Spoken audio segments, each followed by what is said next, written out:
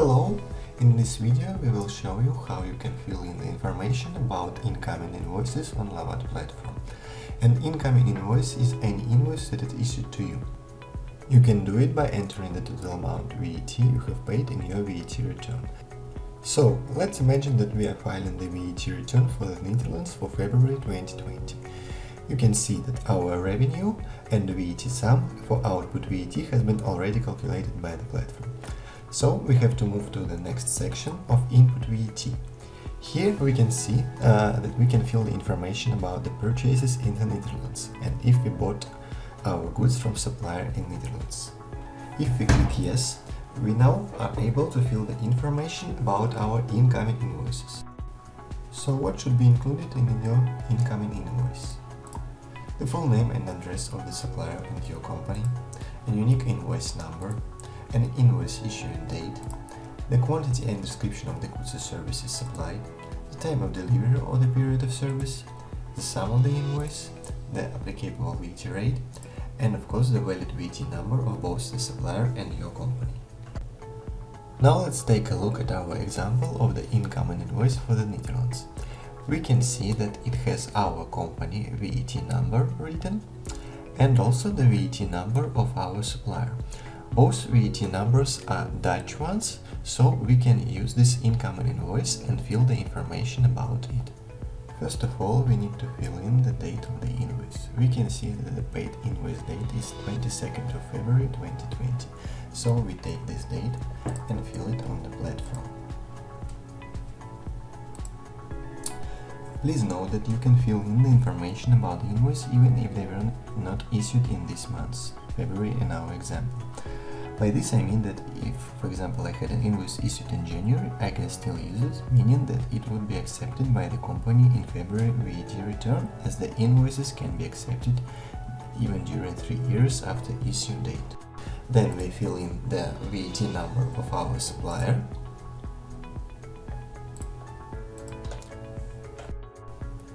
and now we just need to fill in the value of supplies without VAT and the VAT sum, which can be also taken from the invoice.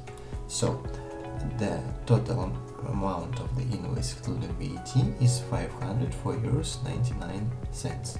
We fill this information here, and the VAT sum of the invoice is 40.30 euros, which we also fill.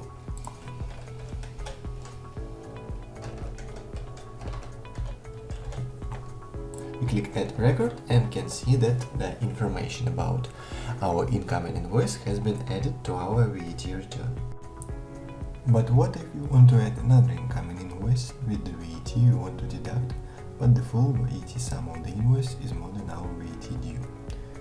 We can separate the sum of such invoice into or more parts and accept those parts in different periods. For example, here we have already added an invoice for 40.30 euros and our VAT due for our VAT return is 42.42 euros. This means that now we can only deduct the difference left between 2.12 euro. But we have another invoice for Netherlands and its VAT amount is 3.51 euros. So, first, we do the same actions as we did with the previous invoice, starting with filling the date of the invoice, which is 28th of February. We fill in the supplier VAT number written in the invoice and put the value of supplies of the invoice without the VAT sum, 38.99 euros.